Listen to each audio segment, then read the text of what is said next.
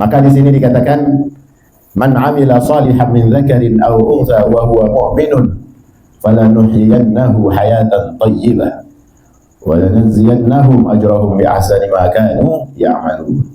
Barang siapa yang mengerjakan amal soleh, baik laki-laki maupun perempuan, kita semua dah ngerjain amal soleh atas perintah Allah dalam keadaan beriman, masih ngelekat nih Islam, iman kita masih nempel, kita ngejalanin amal soleh, maka sesungguhnya kami akan berikan kepadanya kehidupan yang lebih baik. Jadi kalau ngejalanin bener-bener aja, dikasih sama Allah kehidupan yang lebih baik lagi. Dan sesungguhnya kami akan berikan kepadanya balasan pahala yang lebih baik daripada apa yang mereka kerjakan. Berarti ada timbal balik waktu dia sengsara, susah di matanya dia, tapi karena dia menjalani perintah Allah dengan seksama, Allah bakal balas kesusahannya dia lebih baik dari apa yang dia jalani. Artinya kalau emang itu betul-betul perintah Allah, yang biasa kita ngejalaninnya, yang biasa kita ngenaatinnya, nggak ada yang berat. Kerjaan kalau emang ini satu kewajiban kita taatin, kerjain, jangan punya daya tawar. Kalau ada yang nggak bener, kita tinggal bilang, kulil haq walau kana murran. Ngomong yang bener, yang baik. Kalau emang itu berat sama pahit, sampein, bos, begini nggak bener caranya bos. Upah sama kerjaan kagak berimbang. Kita ngomong yang baik, nggak biasa sama umumnya. Saya udah banyak pengalaman saya, ceritain kalau emang itu bener. Karena itu juga bagian dari perintah Allah Subhanahu wa ta'ala. Kalau kita diem, kita ngerutu, ngerus iman Islam kita juga, kerjaan kagak beres, ngejalanin amal kagak ikhlas, pulang gerutu, ibadah kagak ngablek dah. Jadi keganggu gara-gara urusan-urusan sepele, perintah Allah udah mulai dikikis, udah nggak ditaatin, itu narik semuanya. Ini jangan sampai hal-hal yang membuat kita lupa, ya, menjadi akhirnya penyesalan karena menggerus amalan-amalan yang tadinya bakal datang baik, bakal datang belipet, hilang gara-gara kita ngebelain syahwat nafsu kita. Enggak, diam aja, ntar juga dia ngerti. Dikira apaan? Ada perintah, ntar dulu ngejalaninnya, masih lama dia kagak negor ini, tuh nunda-nunda. Padahal kalau bukan haknya dia pakai, itu dia telah nabung kerikil-kerikil api neraka dalam kehidupannya. Nabung dia. Ya coba bara satu percikannya, kumpulin aja satu. Lebih bisa buat nyate. Nyate siapa? Nyate dirinya sendiri besok. Nauzubillah min dzalik. Kalau emang udah bukan haknya, kalau emang udah bukan bagiannya, serahin. Karena untuk meminta ridho besok datangnya itu lebih repot. Minta ridho sama keturunannya. Iya, kalau anaknya satu, tinggalnya deket. Udah anaknya banyak, tinggalnya nyebar di mana-mana. Aduh, minta maaf dah tuh minta ridho. Sampai betul-betul dia ridho. Itu baru bisa memadamkan kerikil baranya api neraka. Kalau orang udah maafin, udah ngeredoin, maafin ini juga keagungan pahala sebetulnya juga. Kita kalau gampang maafin orang, cenderung apa-apa yang kita punya juga dimaafin. Sebenarnya ada timbal balik dari pahala itu. Tapi orang kalau kebangetan sakit gimana sih? Ya kan kagak bisa padam banget gitu. Ada kalau ketiup angin tuh nyala lagi tuh bara. Kalau lagi inget ya kesundut lagi dah. Gua kalau kagak begini gua nggak minta-minta kali. Kalau aja hak gua dibagi, begitu.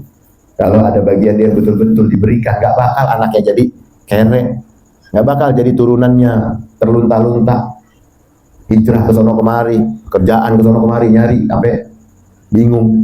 Kalau keingatan itu lagi, kan akhirnya bara tuh nyala lagi, saudara-saudaranya yang lagi nikmatin kezaliman itu gimana bisa madami? Ini terjadi soalnya. Makanya kalau kita pengen damai, kalau kita pengen akur atas keturunan kita, makan yang baik-baik, urusan juga jadi adem, ngejalaninnya juga enak, dapat ilmu kita enak menjalani, ngomong baik kita enak nyampein. Ada orang ngomong susah banget, dia tahu ilmunya, cuma susah banget. Coba introspeksi. Mungkin ya ada hal-hal yang sifatnya syubhat dalam darah kita. Karena ada alamatnya.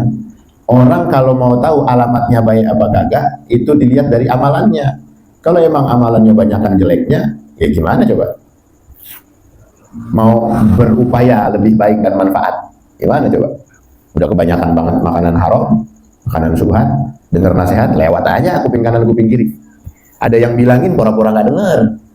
Ada ceramah, dibilang kayak radio, entar dikecilin, entar digedein. Kayak radio gimana sih? Padahal yang ceramah di depan mukanya. Di depan mukanya kelihatan. Ya, ada yang ngantur aja, dia ngelamun aja. Yang dilamunin juga nggak jelas. Apa yang bisa bikin begitu? Karena kotornya hati dan makanan yang udah merasuk di dalam darahnya. Nggak mempan, nasihat juga nggak mempan. Makanya jangan heran kalau ada orang-orang yang kita kenal masih begitu, kita tuh jangan heran. Yang kita takut, yang kita khawatirkan, kita kena virus itu. Jangan juga kita menilai orang muda lalu kita lupa nilai diri sendiri. Tapi ini satu belayan dari Allah Subhanahu wa taala. Karena di dalam hadis Nabiullah Sayyidina Muhammad sallallahu alaihi wasallam yang bersabda, "Idza aradallahu bi'abdin khairan ista'malhu." Wa qalu kaifa yasta'malni? Jadi jika Allah menghendaki kebaikan sama seorang hamba, maka Allah akan mempergunakannya. Lalu para sahabat bertanya, "Lah gimana Allah mempergunakannya ya Rasulullah?" Beliau menjawab, "Yaftahu lahu 'amalan salihan qabla mautih, thumma yaqbiduhu 'alaihi." Rasul menjawab, Allah akan membukakan baginya amal soleh sebelum wafatnya, lalu dia mencabut nyawanya dalam keadaan tersebut. Tuh, coba. Sebenarnya ini satu bentuk kenikmatan yang udah dibocorin sama Allah. Kalau emang orang itu diinginkan baik sama Allah, gampang ngelakuin amal soleh. Jadi nggak jarang-jarang, nggak terus kalau lagi musiman doang, Ramadan doang baiknya. Jadi kembali lagi ke situ. Ya. Kemarin puasa doang, lagi Asra Dzulhijjah, dipilih-pilih satu hari. Sedekah di hari-hari itu doang rajinnya. Kalau jadi hamba yang baik, kalau emang Allah pengen dia jadi baik, nggak milih-milih juga. Setiap saat dia jadikan hari-hari itu istimewa. Kenapa? Karena Allah akan mencabut seorang hamba itu sama amal baiknya. Karena Allah yang mempergunakan dirinya. Yang kata beliau tadi, kalau emang pengen seorang hamba itu baik, Allah yang bakal manfaatin dia. Gimana caranya Allah manfaatin? Kan sahabat nanya gitu. Jadi gerakin diri kita untuk beramal soleh. Mau makan yang haram, yang bukan haknya, kagak tega, kagak tegel. Bukan hak kita. Gak enak gitu. Bukan gak enak sama tuh orang, gak enak sama Allah. Jawabnya gimana? Gak enak sama malaikat besok. Alasannya apa? Kira-kira mulut kita besok waktu ngejawab lancar apa kagak? Waktu kita makan hak saudara kita, waktu kita ngomong bohong. Makanya sering-sering kita bersilaturahim untuk meminta ridho, untuk dibuka hati kita nih, supaya kita minta dibukakan pintu ridho atas apa-apa yang telah kita lakukan. Sering-sering silaturahim ke guru, ke saudara yang emang udah uzur apalagi. Karena kita nggak tahu siapa duluan yang bakal diambil. Kalau dia duluan, ente udah minta ridhonya, ente udah minta maaf. Tapi kalau ente yang duluan, ente juga udah lepas atas usaha ente. Kalau masalah dia ridho apa enggak, kan kita pasrahin sama Allah. Usaha mah udah, kan gitu. Ini jangan sampai usaha enggak, tahu-tahu ajal datang jemput. Emang pakai ngobrol aja kalau datang, masih tahu. Tar dulu ya, ini dikit lagi nih, kamu bakal dijemput sama malaikat Israel nih. Enggak. Kalau dikabarin kayak begitu, siapa kita? Nabi bukan, ya, wali bukan. Makanya ingin menjadi kekasih Allah itu lihat alamat-alamatnya aja dah. Ya. Kita autopilot waktu tahu bukan hak kita, enggak, kita tolak. Karena kalau kita makan sedikit, nariknya banyak. Kita ngerasa untung nih 50.000, ada untung. Ente pikir itu untung beneran yang bisa bikin berkah? Kagak, nariknya banyak besok. 500.000 ketarik. Hilang, sampai nggak bisa menghitung. Nggak tahu ya, untung kemana kemarin ya? Lupa, nggak muhasabah. Makanya kalau emang bukan betul-betul hak kita, nggak ada tabayyunnya untuk minta ridho, nggak ada unsur-unsur yang melapangkan dirinya, baik-baik. Ya, itu yang bakal narik amal kita. Makanya di bulan masih lingkup Dzulhijjah ini ambil sesuatu banyak enggaknya dari kisah-kisah tauladannya Nabi Ibrahim alaihissalam. Terus apa rupanya? Ketika Siti Hajar menerima, apa terus otomatis langsung dapat? Enggak, kagak.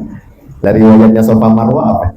Beliau masih dikasih ujian oleh Allah untuk apa?